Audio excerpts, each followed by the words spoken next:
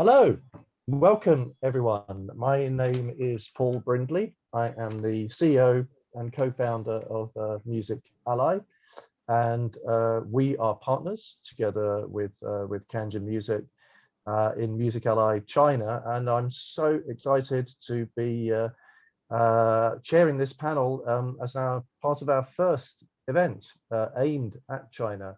So thank you all for attending, and thank you to this wonderful panel that we've assembled here today. We're going to be talking about international marketing with a particular focus on Chinese artists in a moment. But just to say very briefly, just a quick word about who we are and what we do. So we have been around for over 20 years now, publishing information particularly around the digital and particularly around the marketing side of the music industry. So helping artists and managers and labels to engage with their audiences and grow their fan bases. And we set up a partnership with Kanjin Music to start publishing information in Chinese in China. And this is really part of that operation, the Music Ally China Digital Summit. It's being sponsored today by MQA and also Blocker, so thanks to them. Yeah, this we provide education services, training, and really, you know, if there's any way that we can help you in terms of your international marketing, please feel free to get in contact with us via the relevant channels. So let's introduce our panel. I'll start with you, Jane, as our local partner. So Jane, do you want to just introduce yourself and tell everyone a little bit about Kanjin Music and who you are, what you do? Sure, thank you very much. Hello everybody, thank you for having me. My name is Jane Polobotka and I work for Kanjin Music. Kanjin Music is a company, full stack music company, service company based in Shanghai, China. We provide distribution services, sync, licensing, artist and label services, booking, live shows, pretty much any area of music business in China where you need a partner or help, we can help you with. My role at Kanjin, I'm international marketing manager, helping international artists to promote themselves in China and vice versa, helping Chinese artists to conquer the world. Also, as part of Kanjin, we run Music Ally China, helping to spread the news about China and spread the news about the international news in China. And thank you for having me here today. Thank you, Jane. And Keith Tan from CD Baby over in Singapore. Would you like to introduce yourself, Keith?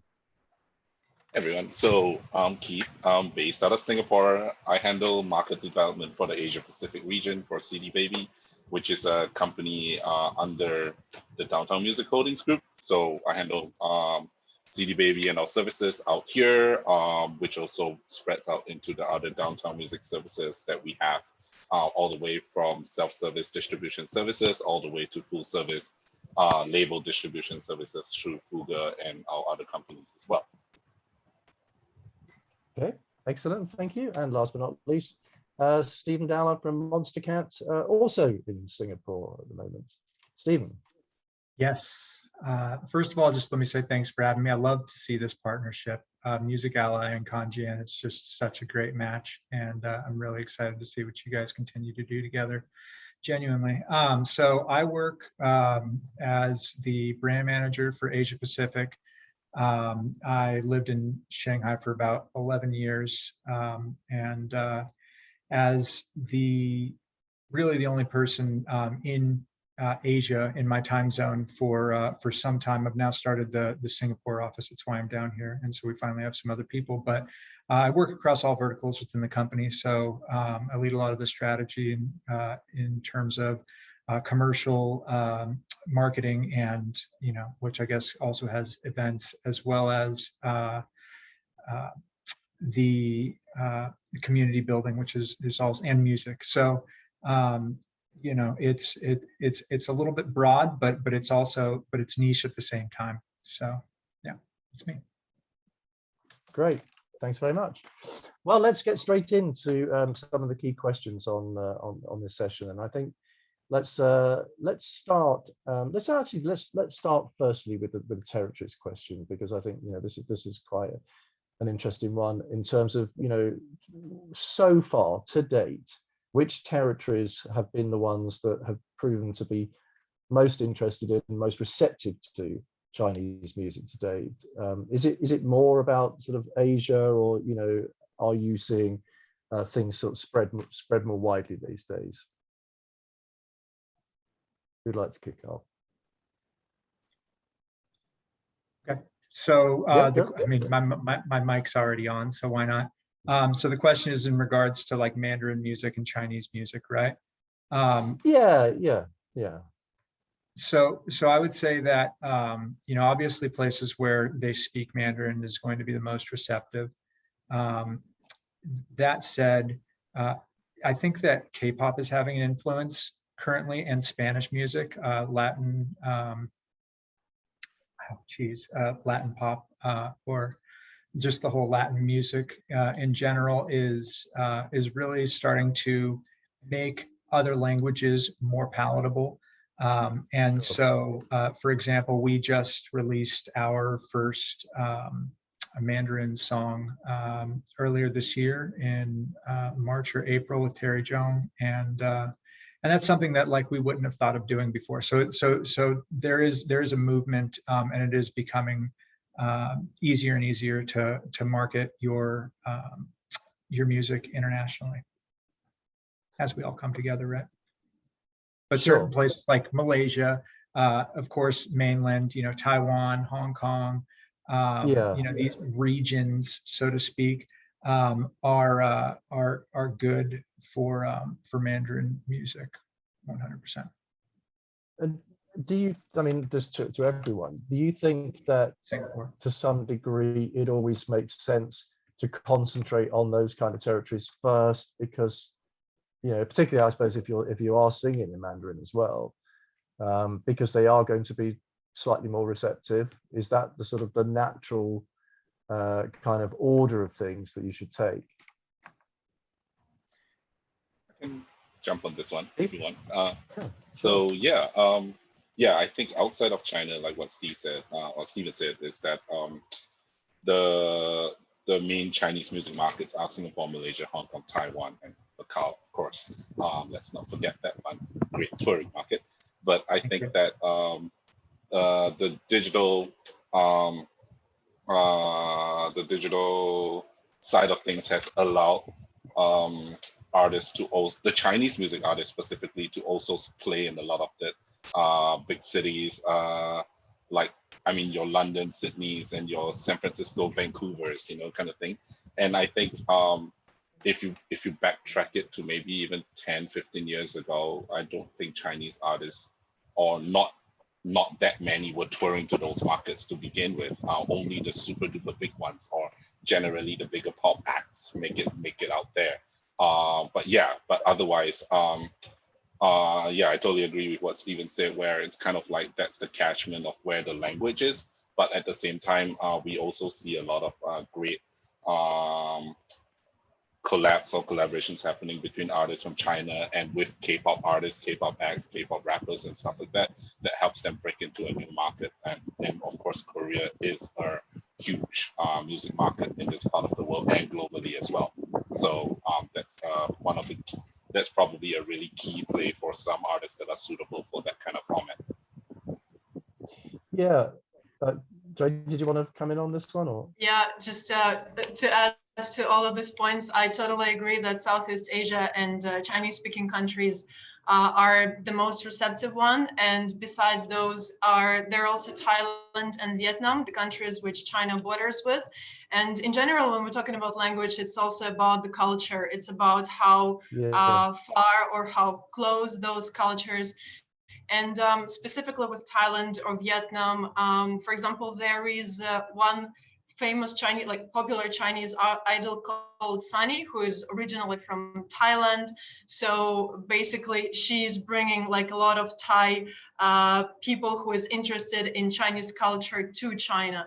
Or for example, with Vietnam, Vietnamese people love Chinese dramas, Chinese TV shows, which means that they already know those idols who are playing in those TV shows, or they listen to the original soundtracks that were created by Chinese artists. So it's really about this cultural exchange together with language, and because Southeast Asian countries are culturally a bit closer to each other than obviously US or Europe to China.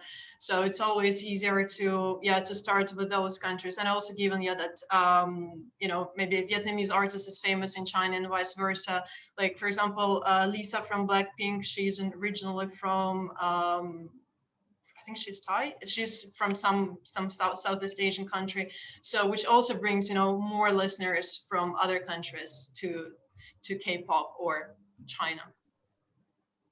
Yeah, and I suspected that K-pop was going to come up in the conversation, and it's come up quite early. And you mentioned the success of Latin music, which I mean, both of which have been kind of extraordinary, really, over recent years. When you look back, with a little bit of a longer perspective, it's about time too that the world opened up a little bit more to not just kind of traditional Anglo Western pop music, but the natural thought process, I guess, is, well, surely we can sort of emulate those successes. Do you think that is true? And if so, what does that mean in terms of how do you emulate those successes? Because I guess there's a lot of cultural differences behind why K-pop has been so successful in terms of all the manufactured pop bands and everything, compared to Latin music as well. But yeah, I'd like to just get a little bit more sort of follow up in terms of, well, what are the transferable lessons for Chinese artists, and maybe what are the differences too? I'll take a stab at this one. So with respect to K-pop specifically, I think a big reason why K-pop was able to become so successful internationally is because K-pop itself had its roots with international players involved. So a lot of the K-pop production for the underlying beats or the music that they're singing on is was done by German producers, right, or foreign producers, and still to this day there's a lot of that, and so whereas like I don't see that as much necessarily in China. There's a lot more of a domestic focus. So that said, I do think that and I understand China wants to. China is a very inward facing, and they've got the population to be able to do so and sustain themselves quite well with just their population. But if you're trying to export to another area, and it's just like the same conversation that we're going to have with collaborations, I'm sure everybody's going to talk about that. Even on like a not so forward facing level, having something that's innately going to be just a little bit more palatable to the other to your target market, is going to, I think, go a long way. So that would be one thing that could be learned. Obviously, like K-pop does have like, and some China stuff does as well, have like bits of English mixed in and that kind of thing, because that is the quote unquote language of business or whatever, universal language. It's currently in today's world, for better or for worse. And so in terms of marketability, it does make sense to throw that into there as well. Those would be two things I'd throw in for my sense. Okay, Jane, Jane? Yeah, I wanted to add on Steven's point about the domestic focus within the Chinese markets. Yeah, that's true. China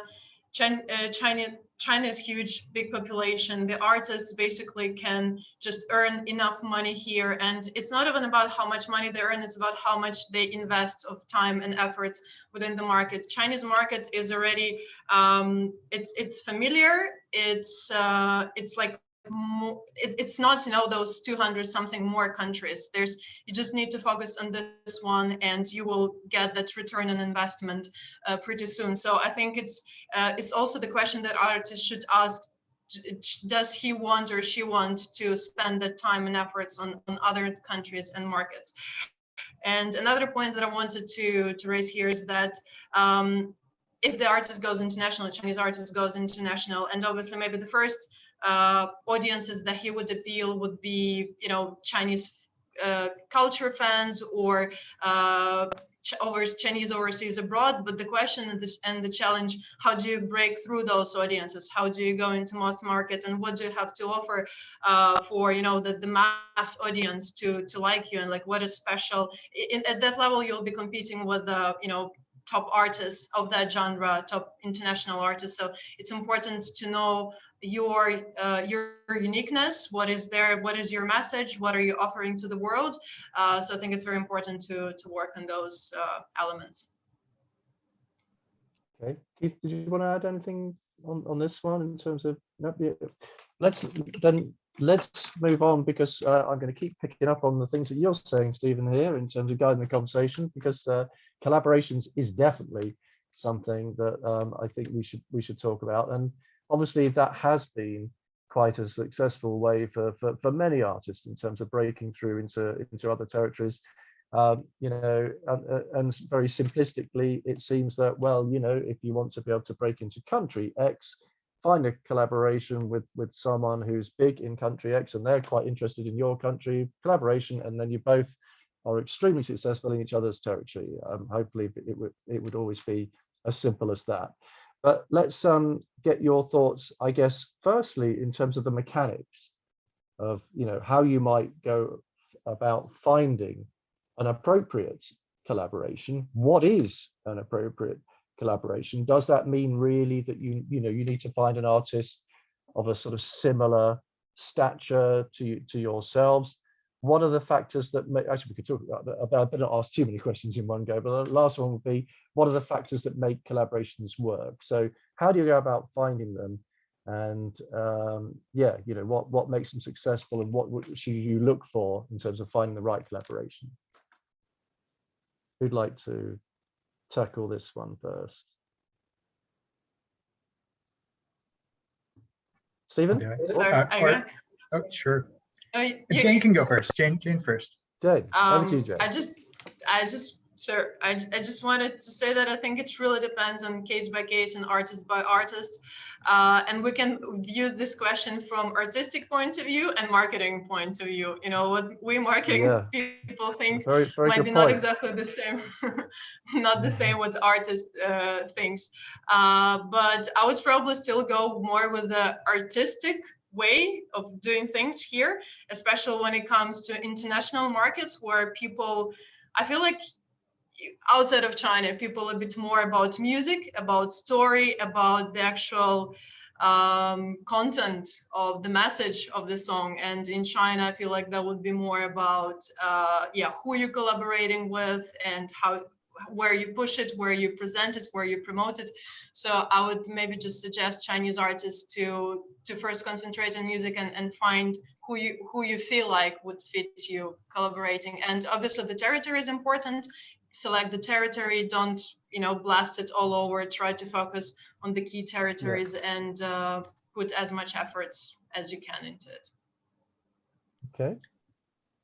Stephen? So $1 million question, right? How do you get a good collab going, and what makes it? So I'm just gonna say, and this is not to say that this can't be done without it, but I think management is really important here, because a lot of it is you're gonna find some element of back scratching that's gonna go into it, and you know, of course, there are some artists that are able to sort of like put all these pieces together themselves, and more power to them, but not everybody does, and you know, there are people that specialize in trying to figure this out.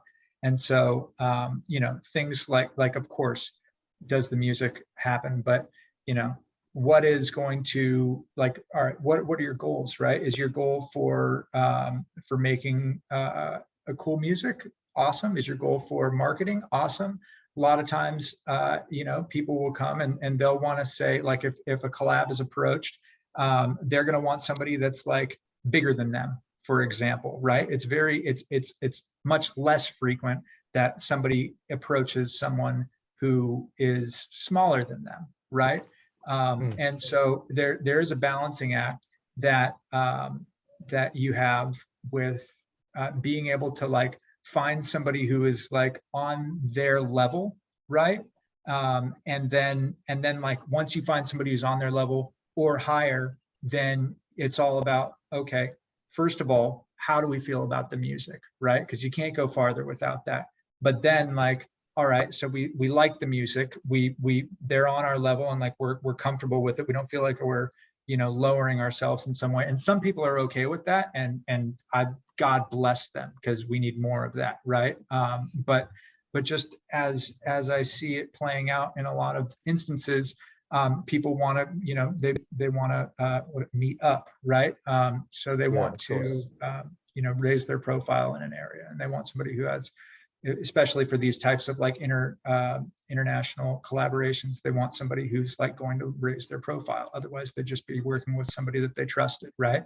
And that they know and is easy. So that's just been my experience. But then when you're meeting up, it's like, okay, so what are these other things that we can do for back scratching, right? So like I've seen in China, for example, people will set up tours for an artist, or they'll manage like the socials for an artist, because like that artist management has these resources to be able to do that. They get a collaboration with somebody who's like much like, even bigger internationally, like not even comparing like, okay, we have the same numbers domestically and internationally, you know, or vice versa. But there's a lot of extra value that you need to add to balance it when you want to go for somebody who's larger than you, for example. Sure. I'll stop there. Keith, is this something that CD Baby can help with as well? Can you do you get involved in this kind of thing? So ground zero is always the best place. Is always ground zero when artists find each other and they're like-minded and they want to get they're all plotting towards a common cause, a common song at least. But yeah, I totally agree that in terms of most of the bigger collabs and the successful one, the team kind of plays a role in it. Here and there, on and off, we do get requests from managers or labels that we work with, even on the CD Baby front or even on Fuga's front, to kind of like suggest possibilities for collabs.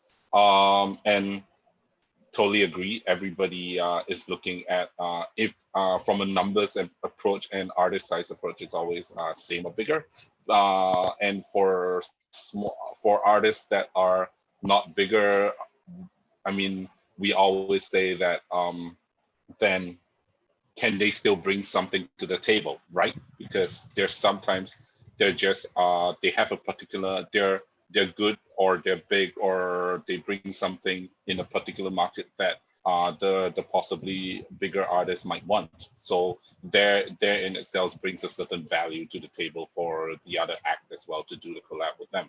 But yes, we do get those kind of we do get requests on and off from our clients and our friends at the labels, and we try to propose suitable matches where possible. And then of course a lot of times these discussions just go the way they have to go, and some would see the light of day and some might not, but it's just what it is. Sure. And thinking of other ways that you can, help. I mean, obviously touring is well, has been in normal times really significant. What are other ways that you can increase your international profile? I'm sure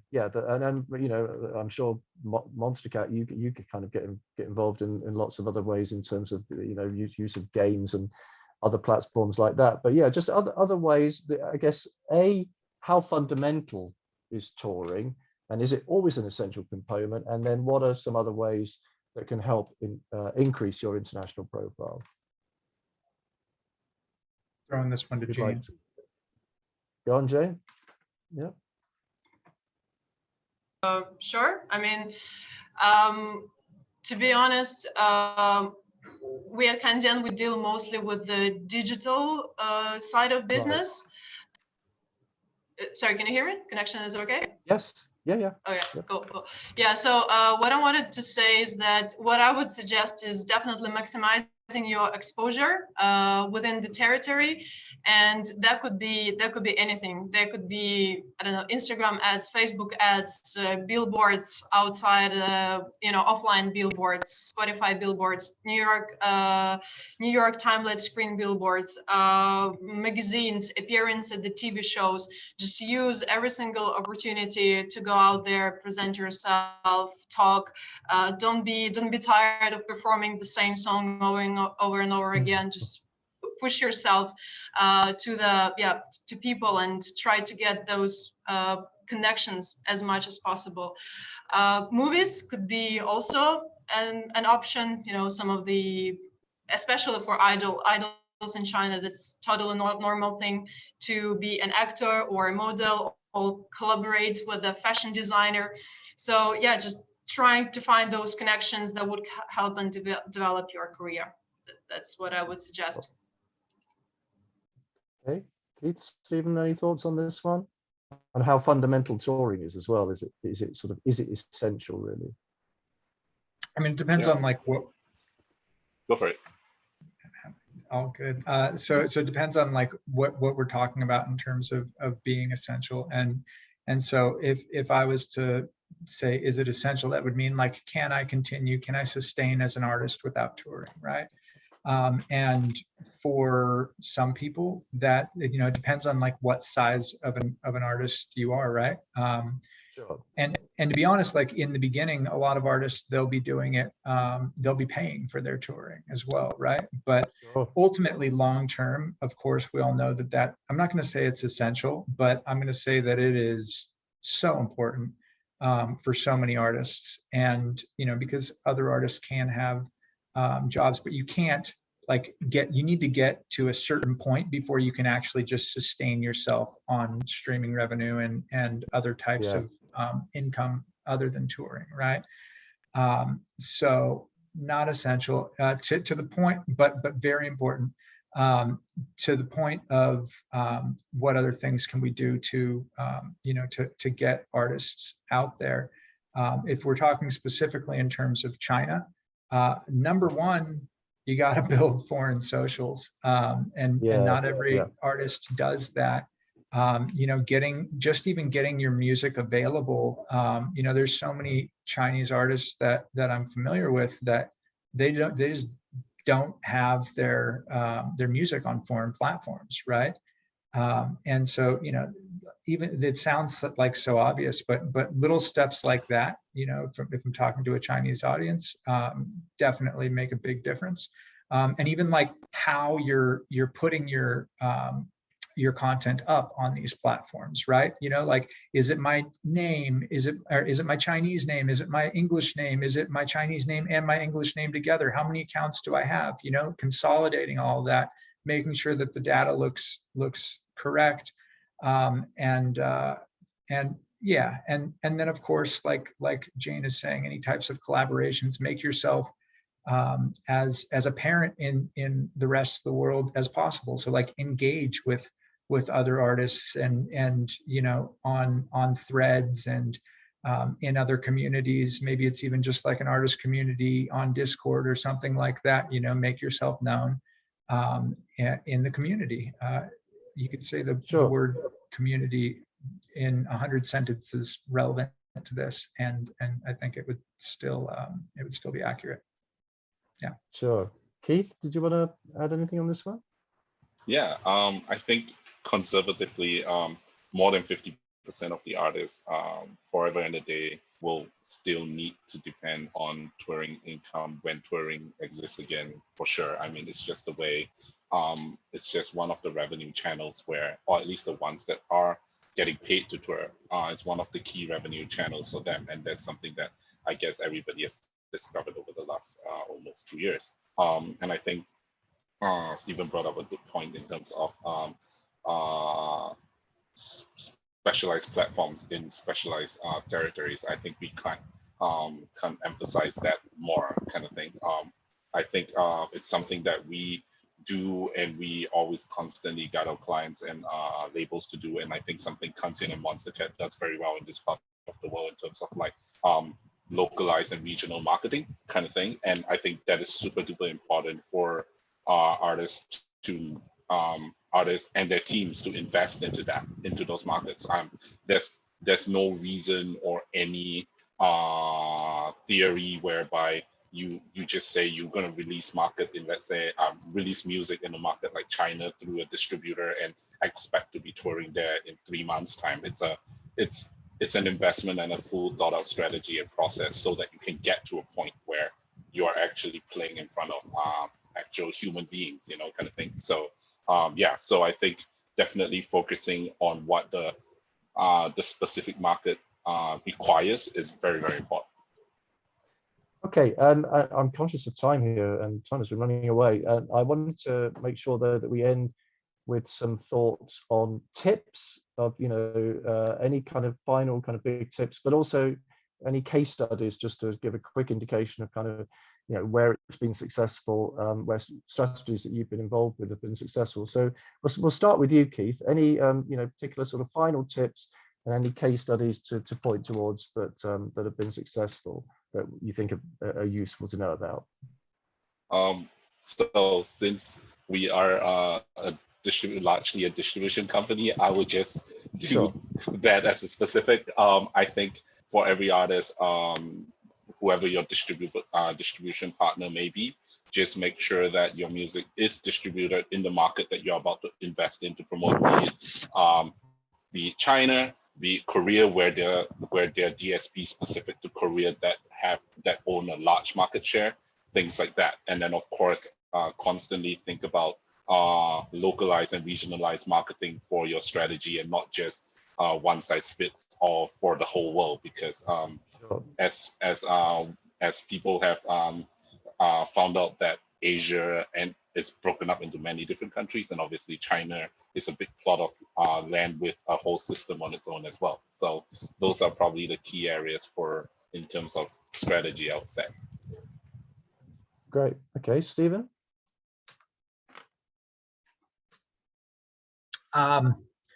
Okay, elevator. So Monstercat, we are big on finding, it's two-way street. We recognize there's a lot of challenges that Chinese artists face. In general, they have to build their socials at home before they can even make money to be sustainable, right? Like we are talking about with touring. And that audience, and so they have to put a lot of effort into that before they can even think about doing stuff in the rest of the world and then locally, right?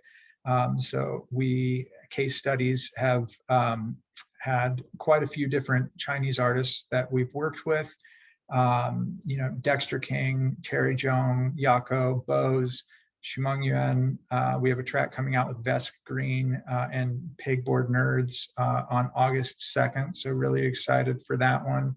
And Ghost and plenty of other stuff in the pipe as well. One specific one of those that I think is pretty neat to talk about is Dexter King, who before working with us didn't really have much going on internationally.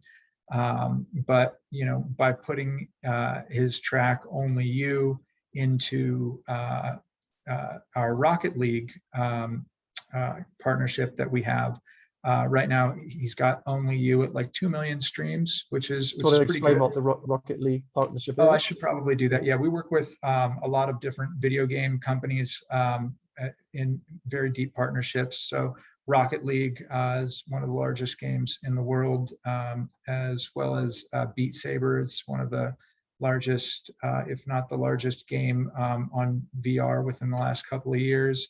And then, Smite, Roblox, Tile Hopper, the list goes on and on. We have a whole department dedicated to this.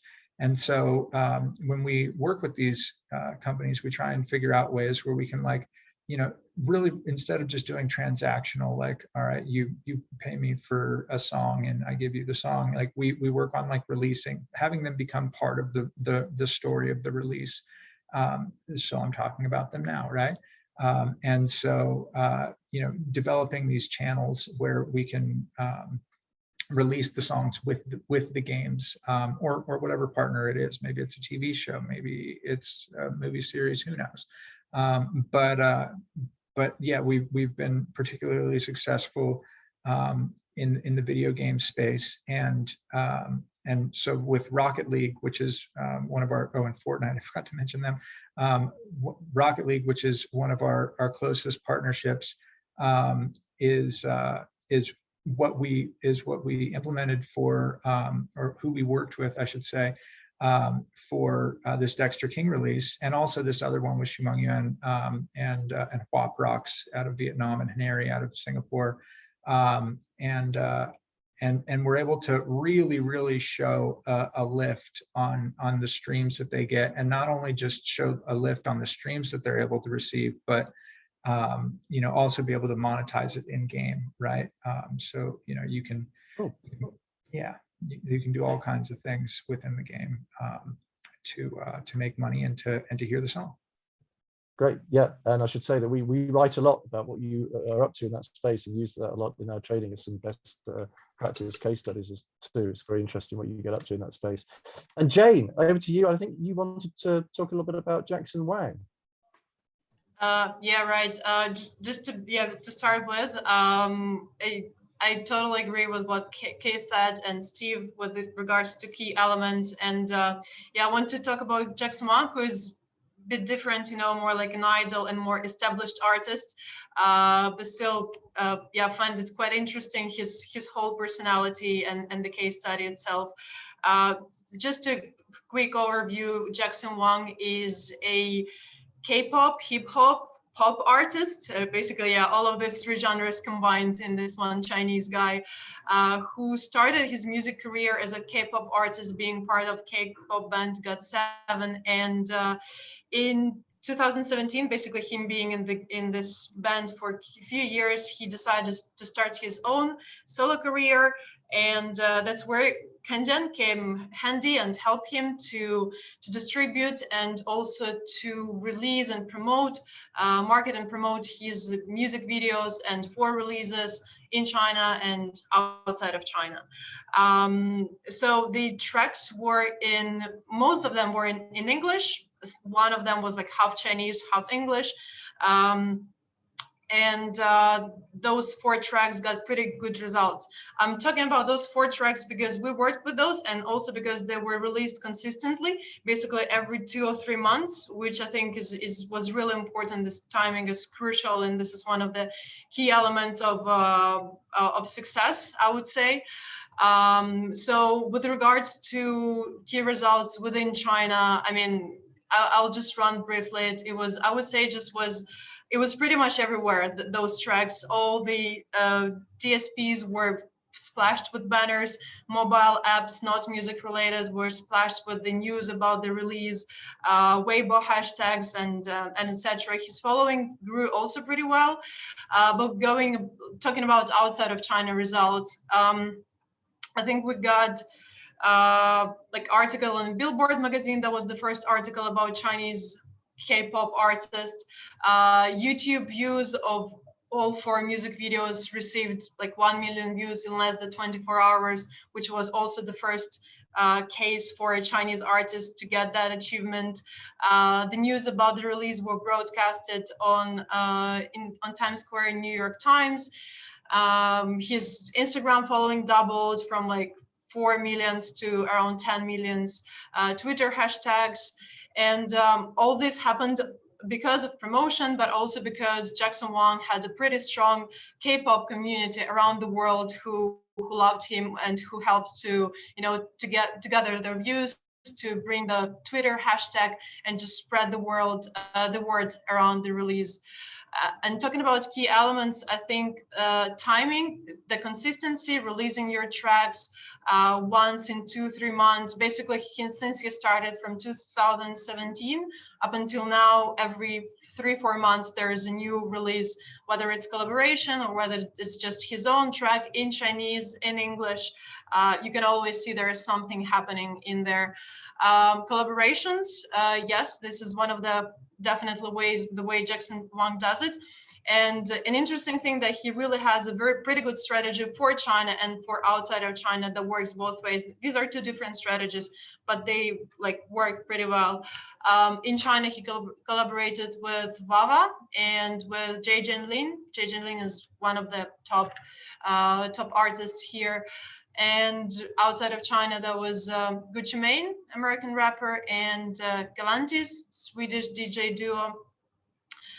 Then I think using, if the artist already has some of the established community, or some of, like with the K-pop, Jackson Wang K-pop, that's really important to use it. And especially in K-pop, the community is like army of the artists. They're like fighting and doing a lot for the artist, which was pretty good. Yeah, I would say those are three main things, 3 key points for the idols. Great. Well, look, I'm afraid we're out of time. We're actually slightly over time, but there's been so much to cram in. I really wanted to make sure that people got the chance to hear all of that. So it just remains for me to thank you all for taking part. Hopefully, if you are going to be around, this is obviously pre-recorded. There will be a chance for people to contact you directly. If not, we will put make people's contact details available so that you can follow up if you wanted to, get in contact and get a little bit more guidance and possibly help. I think the message of this whole session has been, it is possible. You can do it. Things are much more possible now than ever before, right? So thank you for being so encouraging, and thank you for your time. Cheers. Thanks for having me. Thank you for having us. Thank you. Always good to see you all.